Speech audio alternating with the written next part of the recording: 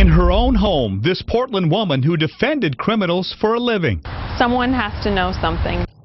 And tonight, on your side, investigator Anna Canzano examines the strange circumstances of Nancy Bergeson's death and why 10 months later her killer remains free.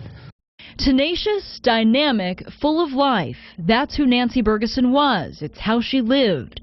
A defender of constitutional rights, a leader on her dragon boat racing teams, a devoted sister, daughter, and mother. My mom was my soulmate, if that makes sense, and we were two peas in a pod, so it literally feels like half of my being is gone. Jamie Bergeson was at her consulting job in Boston when she got the call about her mother.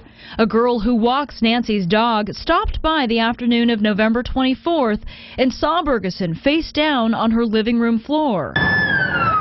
Police were dispatched to the home on Southwest Hamilton, along with a criminalist and deputy medical examiner. There were no signs of forced entry at the Bergeson home. The deputy medical examiner thought Bergeson died from natural causes, so her body was removed. It wasn't until a full day later here at the state medical examiner's office that it was discovered Nancy Bergeson had actually been murdered. But by then, whatever evidence, whatever crime scene existed at Bergeson's home had been compromised. Sources tell K2 News this was a mistake, but not one that affected the overall integrity of the investigation. Still, whoever killed Bergeson got inside her house, left other items intact, and knew enough about the investigative process to murder her in such a way no one would realize it was a homicide until the next day. That's the fundamental unanswered question. Who did it? Steve Wax, Bergeson's supervisor in the Federal Public Defender's Office, says she would have represented some 2,000 people during her time there, people charged with federal crimes. Help me understand the nature of your job and what you do. Does it inherently present any sort of danger or risk because of the people that you encounter, the cases that you work on? It would be naive to say no. But on the other hand, that's not part of our daily existence. Wax says only a handful of clients over the years have been cause for concern, none related to the tax evasion case Bergeson was handling when she was killed.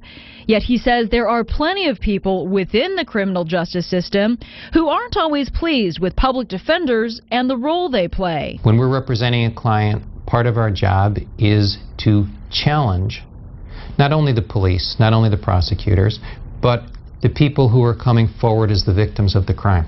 Wax says his office has provided as much information to investigators as it legally can about safety issues they've dealt with in the past.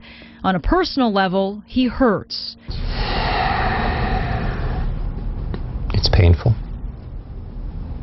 It's very painful.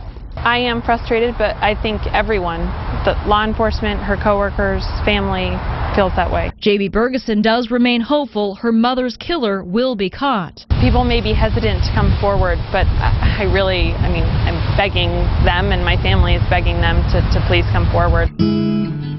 Shortly after Bergeson's death, her friends held this memorial paddle on the waters of the Willamette. Nancy! A tribute to what she loved to do.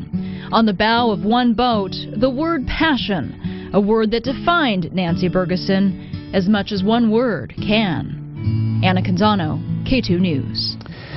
Now, the Portland Police Bureau declined an on-camera interview for our report. A Bureau spokesperson told us this is not a good time for that, as detectives are working hard in that case. There is a $10,000 reward for information leading to an arrest in Nancy Bergeson's murder.